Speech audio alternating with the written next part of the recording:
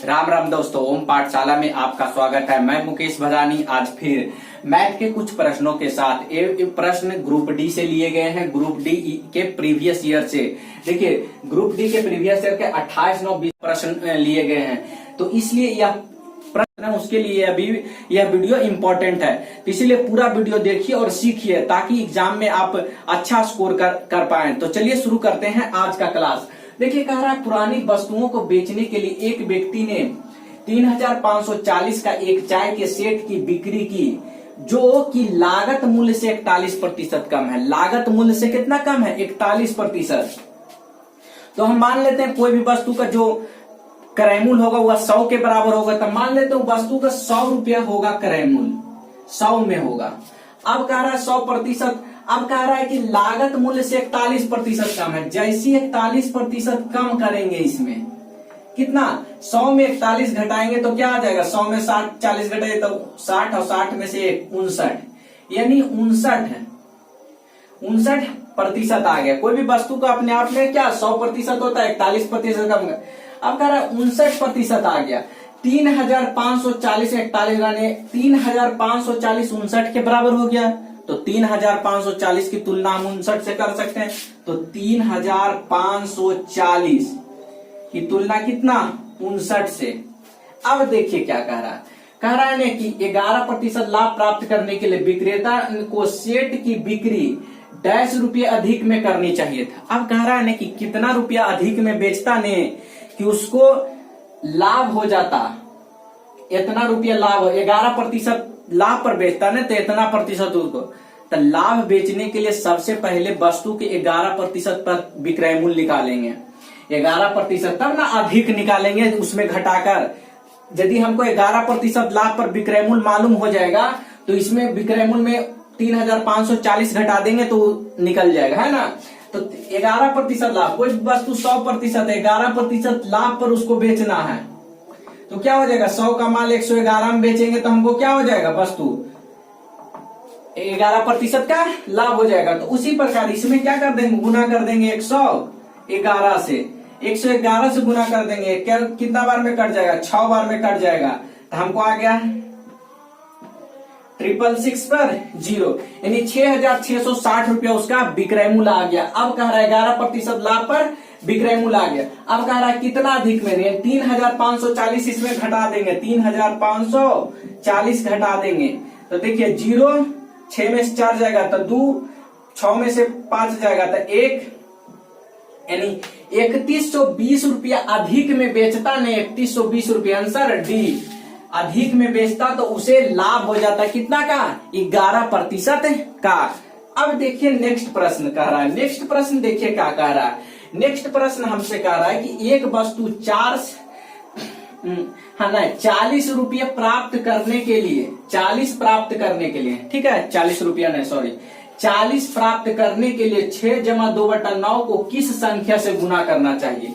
तो 6 जमा 2/9 को, तो देखिए 6 जमा 2/9 को किस संख्या से, इसको तो आप उतार लिए होंगे, मिटा देते हैं।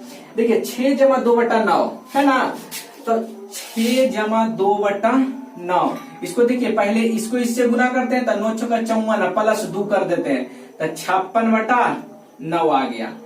56/9 में क्या गुना करें कि हमको 40 प्राप्त हो जाए? तो देखिए 56/9 में हम कहते हैं x से गुना कर देते हैं और 40 हमको आ जाएगा। अब देखिए 8 से 8 पचे 40 और 8 सते 56, तो x बराबर आ जाएगा, ये देखिए यहाँ जाके गुना हो जाएगा तो 9 पचे 45/7 है ना। 7 का 42, यानी 6 जमा 42 3, 6 जमा 3/7। देखिए आंसर हमारा क्या हो गया? सी हो गया। ऐसे ही आसान प्रश्न भी वहां पूछे जाते हैं। यदि आप थोड़ा सा ध्यान दीजिएगा तो आप मैथ के जो भी प्रश्न वहां पूछे जाएंगे आसानी से आप कर पाएंगे। अब देखिए नेक्स्ट प्रश्न क्या कह रहा है। नेक्स्ट प्रश्न हमको कह रहा है कि एक वस्तु 4 सेकंड में 10 मीटर और फिर 2 सेकंड में 14 मीटर, 4 सेकंड में कितना? 10 मीटर और फिर 2 सेकंड में 14 मीटर की यात्रा करती है। तो वस्तु की औसत गति क्या है? तो औसत गति बराबर होता है क्या? एवरेज औसत गति बराबर कुल दूरी बटा कुल समय, कुल दूरी बटा कुल समय। तो औसत गति बराबर होता है कुल दूरी बटा कुल समय। अब कुल दूरी बटा कुल समय, औसत गति बराबर होता है कुल दूरी बटा कुल समय। तो दूरी देखिए कितना है 10 मीटर और प्लस 14 मीटर, तो 10 प्लस 14 24 मीटर और बटा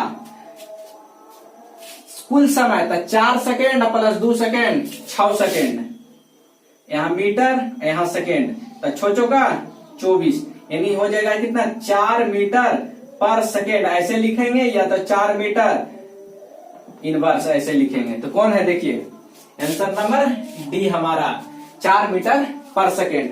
अब देखिए नेक्स्ट प्रश्न क्या कह रहा है। नेक्स्ट प्रश्न देखिए कह रहा है कि एक पाइप सी और डी अकेले क्रमशः 4 और 5 घंटे में टैंक को भर सकते हैं। पाइप सी और डी 4 और 5 घंटा में भर सकता है। तो देखिए सी कह रहा है 4 घंटा में और डी कह रहा है क्या 5 घंटा में। अब हम दोनों का क्षमता निकाल लेंगे कि दोनों एक घंटा में कितना काम करता है। तो सबसे पहले 4 और 5 का लसा कितना हो जाएगा 20। अब क्षमता बराबर क्या होता है क्षमता, तो क्षमता निकालने के क्या करेंगे 1 घंटा यानी 4 घंटा में 20 काम, तो 1 घंटा में क्या करेगा 5 काम,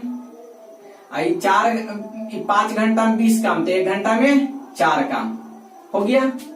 अब देखिए क्या कह रहा है कि करता है, अब कुछ कंडीशन दिया हुआ है। कंडीशन देखिए क्या कह रहा है। कंडीशन कह रहा है कि यदि पाइप सी को 3 घंटे बाद बंद हो जाता है, पाइप सी 3 घंटे बाद बंद जाता है, यानी पाइप सी 1 घंटा में, तो टोटल काम कितना है 20 है, टोटल काम 20। अब कह रहा है सी को 3 घंटा बाद बंद कर दिया, 3 घंटा तक सी चलेगा, 1 घंटा में 5 भरता है, तो 3 घंटा में 5 गुना 3 प्लस। अब देखिए कह रहा है उसी समय पाइप डी को खोला जाता है, तो डी को अब खोला जाता है, तो डी को खोला जाता है, तो डी की क्षमता कितना 4 और टाइम लेगा टी।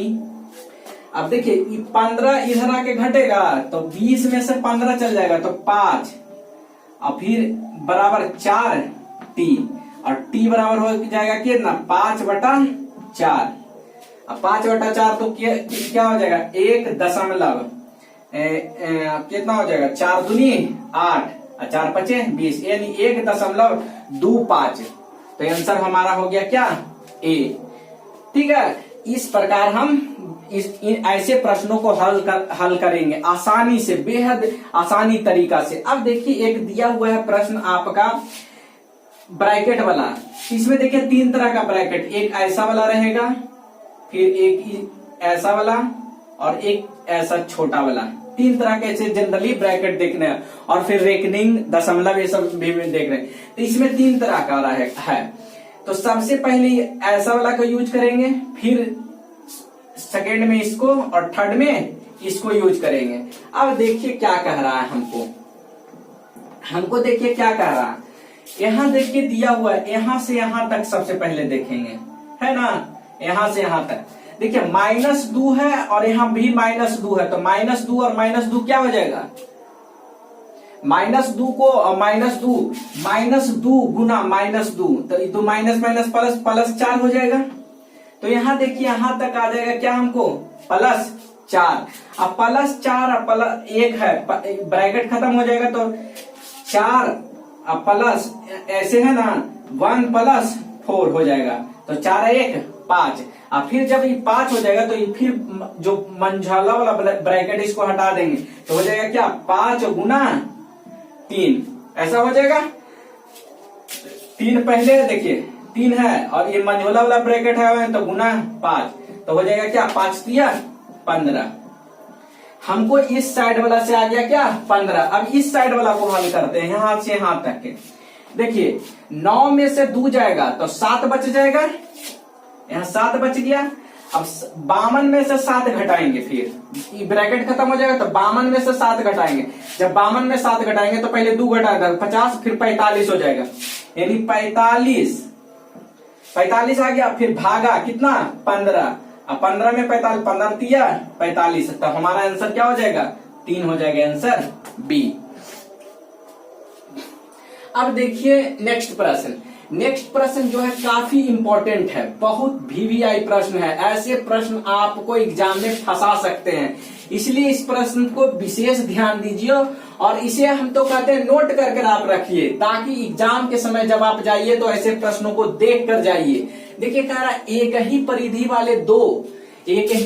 वाले समषष्ठभुज, एक समषष्ठभुज है। देखिए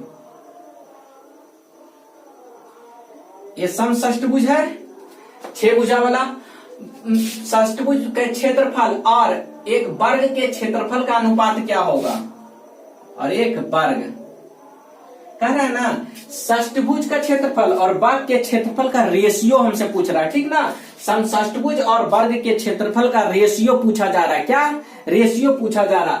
अब देखिए कंडीशन दिया हुआ है क्या, एक ही परिधि दोनों का क्या है, परिधि दोनों का समान है। तो देखिए जब परिधि दोनों का समान है तो मान लेते हैं इसकी भुजा बड़ा ए और इसकी भुजा छोटा ए, ठीक है, भुजा।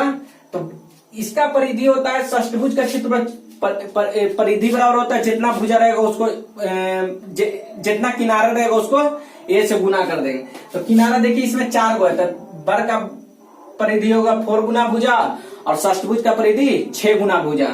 तो 6 गुना कैपिटल ए बराबर 4 गुना ए, देखिए कट जाएगा 3 और ये कट जाएगा 2, यानी ए बटा ए बराबर आ गया क्या 2/3। इसका आ गया 2 और इसका आ गया 3 भुजा। अब कह रहा है क्षेत्रफल, तो हम लोग जानते हैं वर्ग का क्षेत्रफल भुजा स्क्वायर, लेकिन आपको ध्यान होगा कि समषष्ठभुज का क्षेत्रफल क्या होगा। तो देखिए एक बात याद देख लीजिए,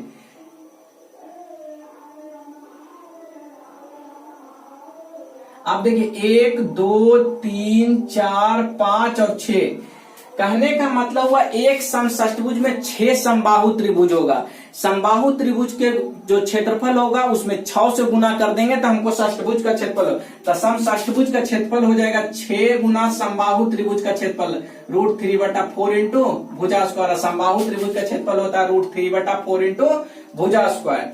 अब देखिए दोनों का क्या कह रहा है, क्षेत्रफल निकाले। तो देखिए समषष्ठभुज का क्षेत्रफल होता है 6 गुना भुजा स्क्वायर, तो √3/4। अब भुजा स्क्वायर, भुजा कितना है 2, तो 2 गुना 2 4 हो जाएगा बटा। अब देखिए वर्ग का क्षेत्रफल भुजा स्क्वायर होता है, तो वर्ग का क्षेत्रफल है 3, तो 3 गुना 3 9। अब 4 से 4 कैंसिल हो गया, 3 से देखिए कटेगा, 3 दूनी 6 और 3 तिया 9, है ना। अब देखिए 2 और 3 बच गया, तो √3 से यही √3 गए, तो हमको आ गया 2/√3। अब देखिए आंसर 2:√3 या √3:2, ठीक है, 2:√3 या √3:2 कुछ देगा। तो देखिए √3:2 देता है, तो हमारा आंसर हो गया क्या √3:2।